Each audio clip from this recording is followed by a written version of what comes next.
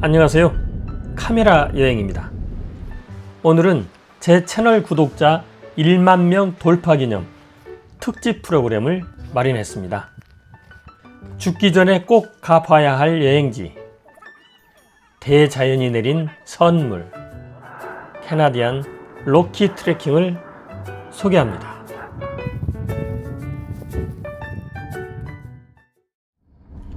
지난 9월 설레는 마음으로 캐나다 캘거리로 향했습니다. 서울에서 캘거리까지는 직항 노선으로 비행시간만 10시간이 넘습니다.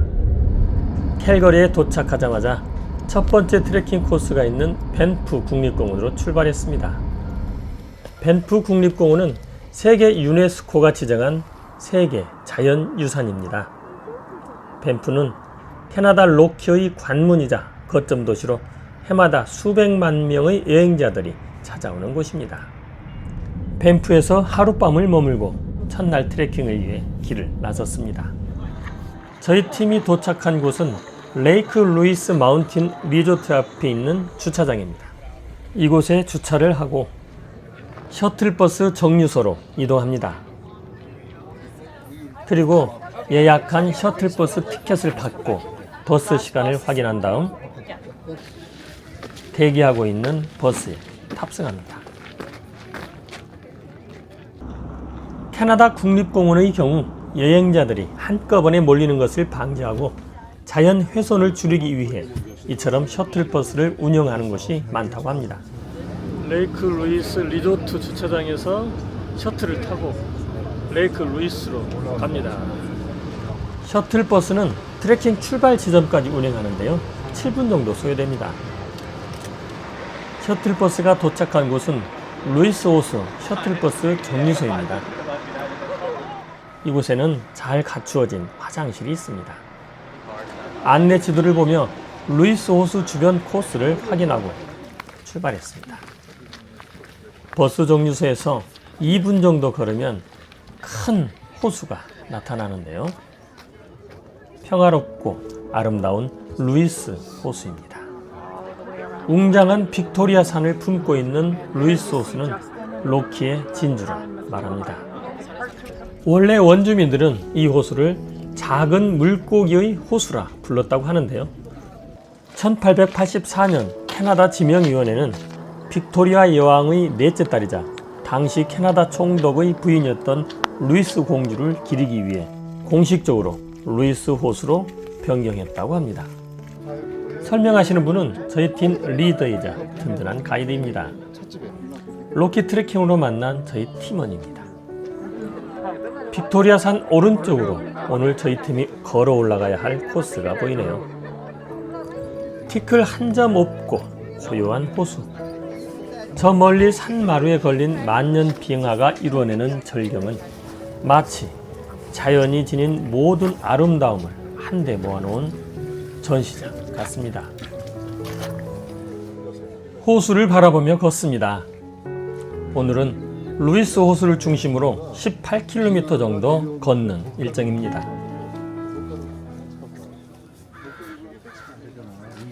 호수길 주변에는 스위스 산악 가이드 기념비가 있습니다. 이는 초기 캐나디안 로키를 찾은 관광객들의 안전을 보장하기 위하여 전문적인 산악 등반 기술을 가진 스위스 가이드를 고용했는데요, 이들의 용기와 전문성을 영구히 기억하기 위해서 세워졌다고 합니다. 동상에 발을 만지는 이유는 안전한 산행을 기원하는 의미가 있다고 하네요. 호수길을 따라 본격적으로 트레킹을 시작합니다. 호수를 벗어나자 하늘 높이 솟은 울창한 숲이 나타납니다. 숲 사이로 난 흙길은 고즈넉하니 차분하고 깊은 운치가 있습니다. 로키 산맥은 길이가 4,800km에 달하는 북아메리카 서부의 대산맥입니다. 이곳은 원래 인디언과 야생동물이 주인인 곳이죠. 캐나다 로키는 4개의 국립공원으로 이루어져 있습니다. 지금 걷는 길은 밴프 국립공원 루이스 호수 주변 트레킹 코스입니다. 길을 걷다 보면 나무 사이로 호수가 빼곡히 보이는데요, 호수의 신비로운 색채감이 매우 일채롭습니다. 루이스 호수에서 숲길을 50분 정도 걸으면 미러 호수가 나옵니다.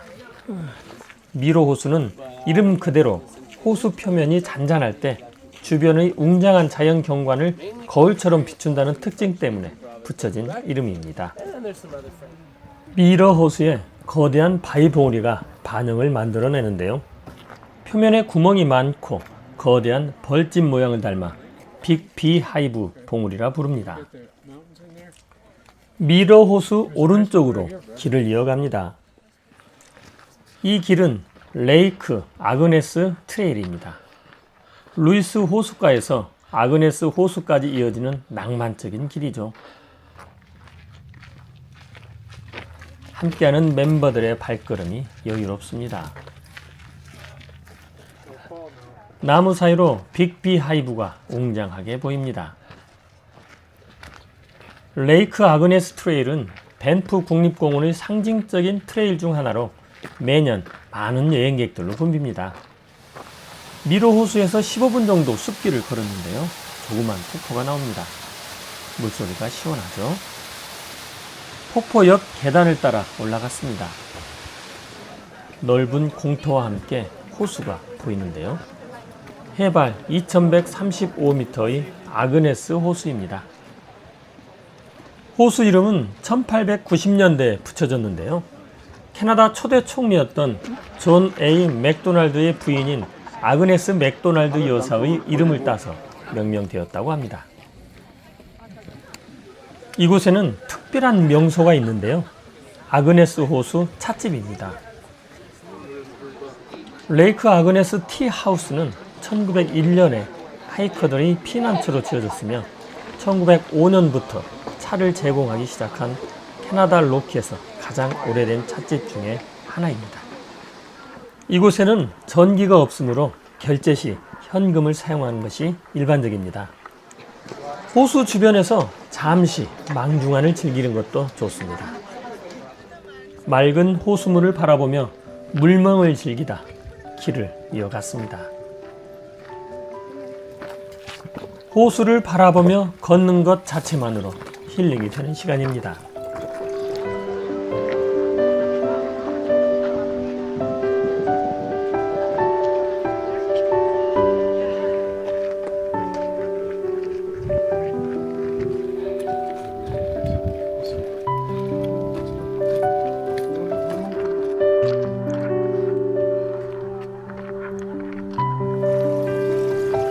아그네스 호수를 따라 반 바퀴를 걸으면 급한 오르막이 시작됩니다.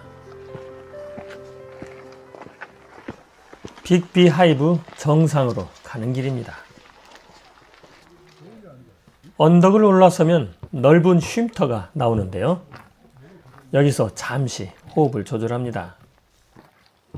그리고 빅비하이브 전망대를 먼저 둘러보기 위해 출발합니다. 쉼터에서 5분 정도 능선길을 걸으면 조망하기 좋은 장소가 나오는데요. 낭떠러지 아래로 옥빛 호수가 그림처럼 펼쳐져 있습니다. 바위 낭떠러지임에도 난간 하나 없이 호수를 감상할 수 있다는 것이 다소 생소하게 느껴졌습니다. 이제 막 시작되는 단풍을 보며 능선길을 좀 더 걸었습니다. 1분 정도 걸으니 조그만 쉼터가 보이는데요. 이곳이 빅비하이브 전망대입니다. 전망대가 매우 자연 친화적이네요. 편안하게 앉아 주변 산군을 조망하기에 좋은 장소입니다. 전망대 아래쪽 바위에서는 호수를 바라보며 휴식을 하거나 호수를 배경으로 사진 촬영하는 사람들로 분주합니다. 이것도 매우 위험해 보이지만 난간이 없습니다. 전망대 부근에서 안전하게 쉬는 사람도 많습니다. 함께 갔던 팀원들은 전망대에서 간식을 먹으며 안전하고 편안한 시간을 보냈습니다. 떠나기 아쉬운 마음을 뒤로하고 발걸음을 옮겼습니다. 쉼터로 내려가는 길에 눈 쌓인 르프로이 산과 빅토리아 산이 웅장하게 보입니다. 쉼터까지 내려와 6 빙하 평원으로 향했습니다.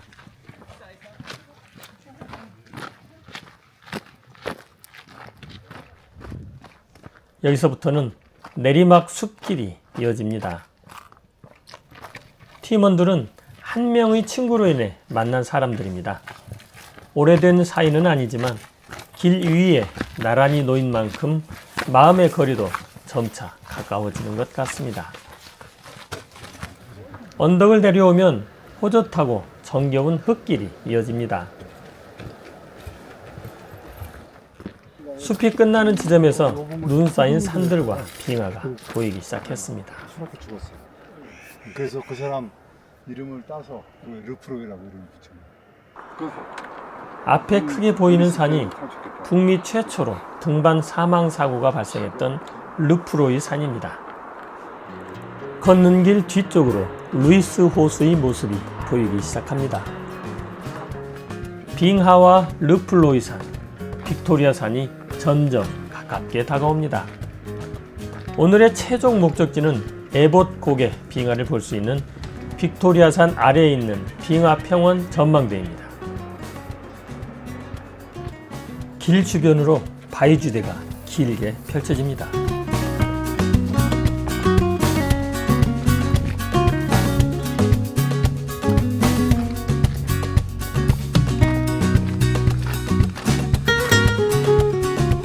이어서 빙하로 형성된 모래인지대가 나타납니다. 모래인지대를 지날 때 말을 타고 이동하는 한 무리의 여행자들을 만났습니다. 레이크 아그네스 트레일에서도 만났었는데요. 이곳에서는 말이 다니는 길과 사람들이 다니는 길을 구분하여 서로 불편을 겪지 않도록 했습니다. 트레킹하면서 말을 만나면 움직이지 않고 가만히 서 있는 것이 좋은데요. 말이 놀라서 뛰지 않도록 하기 위해서입니다. 멀리 루이스 호수의 모습이 더욱 확실하게 보입니다. 길 옆에서는 다람쥐가 여행자를 환영하고 있네요. 빙하 평원 전망대에 거의 다다를 무렵 갑자기 소나기처럼 비가 쏟아지기 시작했습니다. 많은 비는 아니어서 목표로 했던 전망대까지 가기로 했습니다. 하산하면서 비를 맞는 사람도 보이네요. 비바람을 맞으며 모래인지대 자갈길을 힘겹게 올랐습니다. 그리고 마침내 목표 지점에 도착했습니다. 에봇 패스 빙하가 그 모습을 드러냅니다. 에봇 패스는 르프로이 산과 빅토리아 산 사이에 있는 해발 2,925m의 고개입니다. 빙하 평원 전망대에서 하산을 시작했을 때 우박이 쏟아지기 시작했습니다. 하산길 옆으로는 6 빙하 평원이 넓게 펼쳐져 있습니다.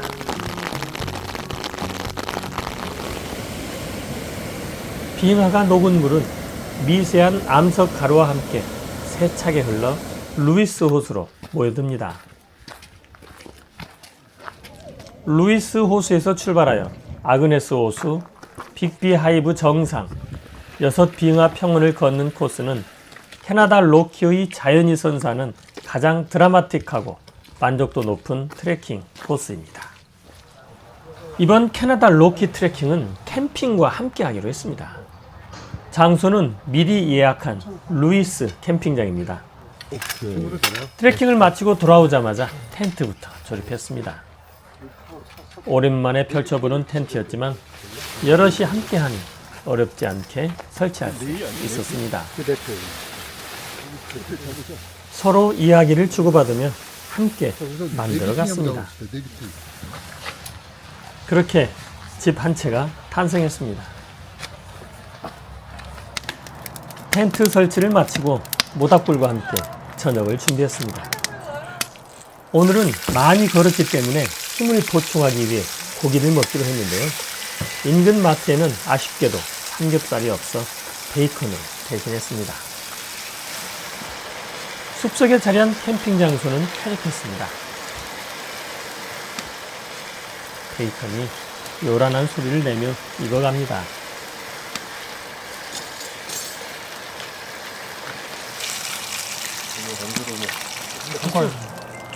컷! 컷! 완벽한 대모. 짭조름해서요. 안 좋습니다. 구운 베이컨의 맛은 어떨까요? 바삭바삭하고 쫀득하고 정말 좋은데요. 먹어가는 절. 맛있어. 햄도 굽습니다. 근데 하나 남겨놓고요. 하나만 주면.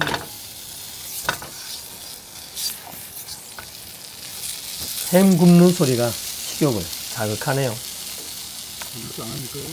어제 그쪽 장사 너무 잘 예쁘게 구워졌습니다. 미리 준비해온 김치와 밑반찬을 꺼내놓으니 진수성찬입니다. 고생하셨습니다. 수고하셨습니다. 시원한 맥주와 함께 습속 만찬이 시작되었습니다. 야식도 익어갑니다. 모두의 정성이 깃든 캐나다 로키 숲속에서의 한 끼는 새로운 맛으로 다가옵니다. 대자연의 축복 속에서 함께 걷고 준비했던 시간들. 오래 만난 사이는 아니지만 서로를 배려하며 마음의 거리를 좁혀가는 사람들. 행복한 순간입니다. 숲속 만찬을 마치고 모닥불 주위로 모였습니다. 서로 다른 삶을 살아온 사람들끼리 진솔한 이야기가 시작됩니다. 그리고 달달한 간식을 나누어 먹습니다.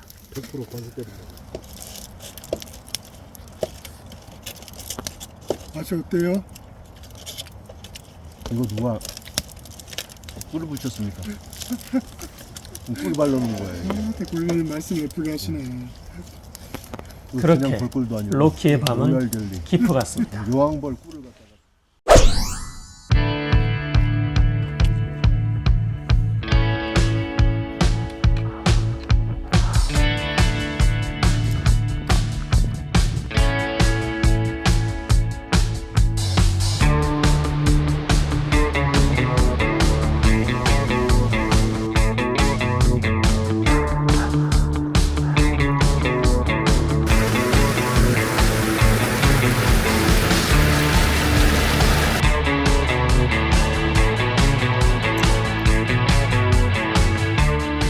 지금까지 제 영상이 좋으셨다면 구독, 좋아요, 알림 설정 부탁드립니다.